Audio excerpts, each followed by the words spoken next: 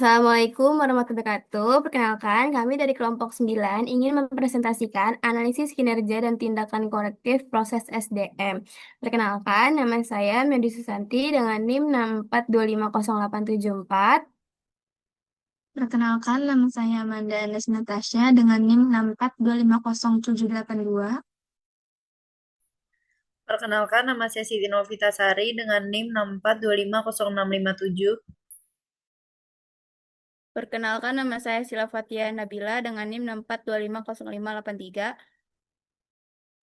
Perkenalkan, nama saya Lania Subianto dengan NIM 642509116. Kata pengantar, puji syukur kepada Tuhan Yang Maha Esa atas selesainya laporan analisis kinerja dan usulan tindakan korektif proses sumber daya manusia atau SDM. Dokumen ini dirancang untuk meningkatkan efektivitas dan efisiensi manajemen SDM dalam konteks bisnis yang terus berubah.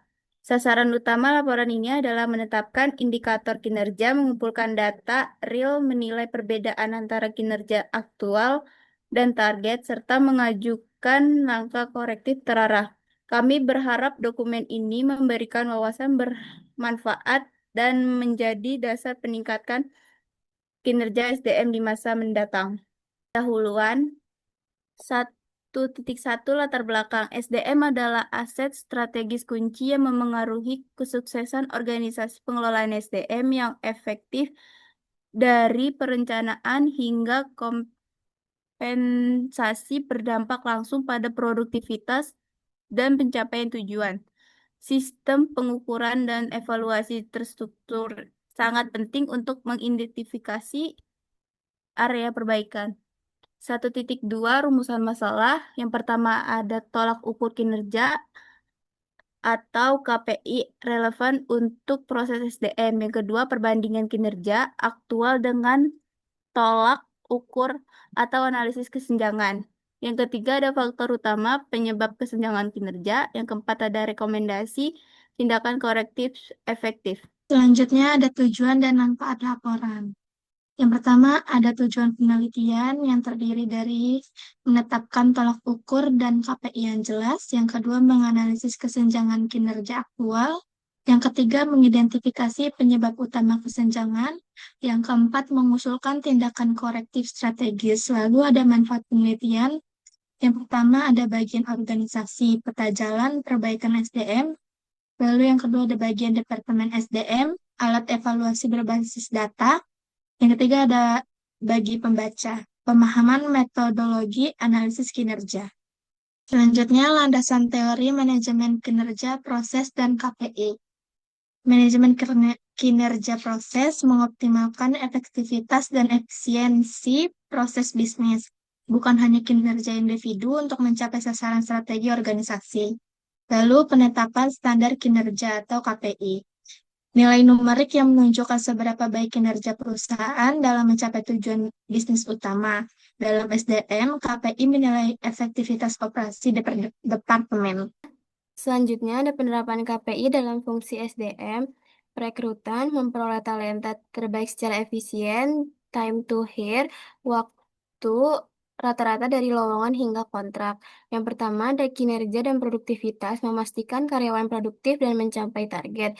Produktivitas karyawan, output per karyawan. Yang kedua ada retensi dan keterlibatan, mempertahankan karyawan berkinerja tinggi dan lingkungan positif. Tingkatan pergantian karyawan, persentase karyawan keluar. Yang ketiga ada administrasi, HR, dan biaya, mengelola biaya tenaga kerja dan kepatuhan efisien, rasio SDM terhadap karyawan, jumlah SDM versus seluruh karyawan. Selanjutnya ada dataset ringkas analisis kinerja dan tindakan korektif SDM. Di sini ada kualitas karyawan baru, 80% capai target kinerja dalam 6 bulan, 50% capai target, 30% seleksi kurang efektif, validasi ulat alang tes dan pelatihan interview, peningkatan 70% dalam 6 bulan. Yang pertama adalah penyelesaian pelatihan wajib. 95% karyawan menyelesaikan tepat waktu, 60% 60% selesai tepat waktu. 35% rata-ratanya, kurang disiplin jadwal dan sistem reminder. Buat sistem notifikasi otomatis, 90% pelatihan selesai tepat waktu. Retensi kurang lebih 90% per tahun. 85% proyek tahunan. Rata-rata 5%. Stres kinerja tinggi, engagement rendah. Program, engagement, dan penghargaan bulanan. Retensi 90% tercapai. Yang ketiga ada rata-rata waktu respon HR. Maks 2 jam kerja, 3,5 jam kerja rata-rata.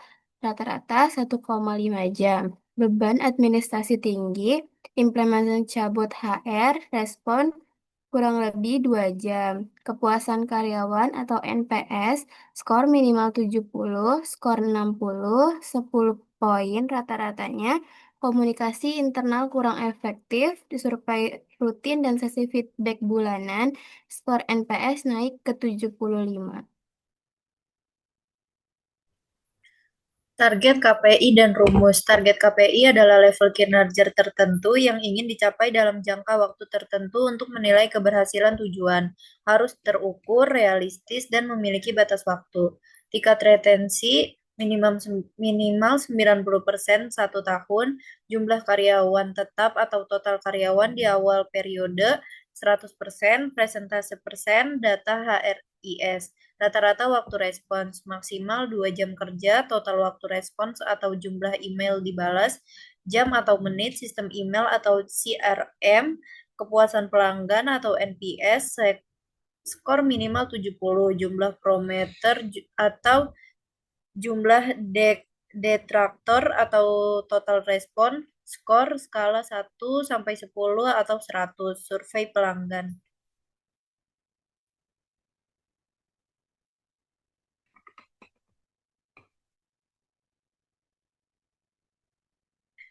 Usulan tindakan korektif proses SDM. Akar permasalahan, kepemimpinan SDM belum memprioritaskan penyederhanaan fungsi dari administrasi hingga strategis.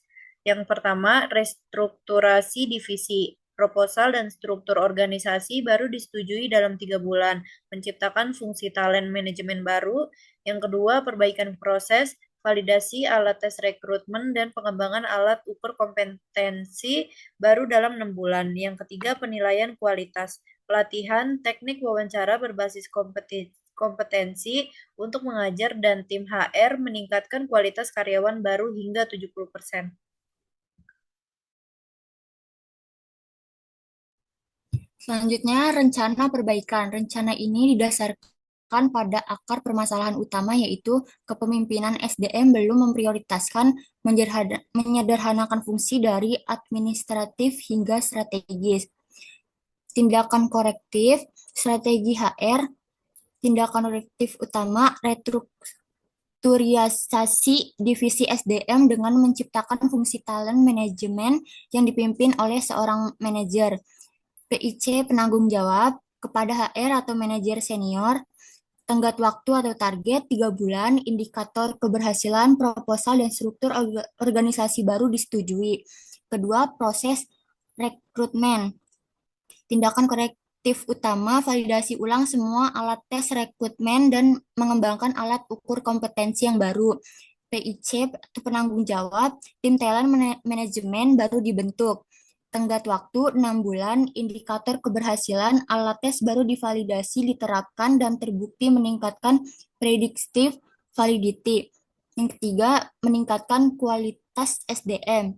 Memberikan pelatihan teknik wawancara berbasis kompetensi kepada semua manajer, perekrut, dan tim HR. Departemen pelatihan dan pengembangan 3 bulan, penilaian kualitas karyawan baru setelah 6 bulan meningkat menjadi 70%. Yang keempat, efisiensi waktu respons. Implementasi chatbot HR untuk otomatisasi jawaban pertanyaan administratif rutin, tim HR dan tim IT. 4 bulan, waktu respons rata-rata HR turun menjadi kurang lebih 2 jam kerja. Yang kelima, kepatuhan pelatihan. otomatisasi sistem notifikasi atau reminder pelatihan wajib melalui integrasi HRIS. Tim HRIS atau admin HR. 2 bulan, 90% pelatihan wajib diselesaikan karyawan tepat waktu. Yang terakhir, retensi dan engagement meluncurkan program engagement yang penghargaan bulanan, misalnya Employee of the Month dan sesi feedback rutin. Tim engagement dan kepala HR, tingkat retensi lebih dari 90% per tahun dan skor NPS kepuasan karyawan naik ke 75.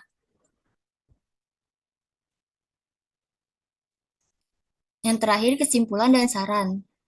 Kesimpulan, analisis kinerja SDM mengidentifikasikan kesenjangan signifikan. Kualitas karyawan baru 30% di bawah target. Penyelesaian pelatihan wajib 35% di bawah target dan waktu respon HR 3,5 jam melebihi target. Akar masalahnya adalah seleksi kurang efektif, kurang disiplin, dan beban administrasi tinggi.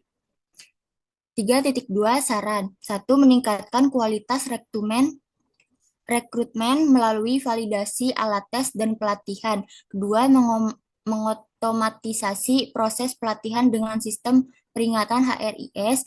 3. Meningkatkan efisiensi HR dengan implementasi chatbot. 4. Memperkuat engagement melalui program penghargaan dan feedback rutin. Sekian presentasi dari kelompok kami. Kurang lebihnya mohon maaf. Wassalamualaikum warahmatullahi wabarakatuh.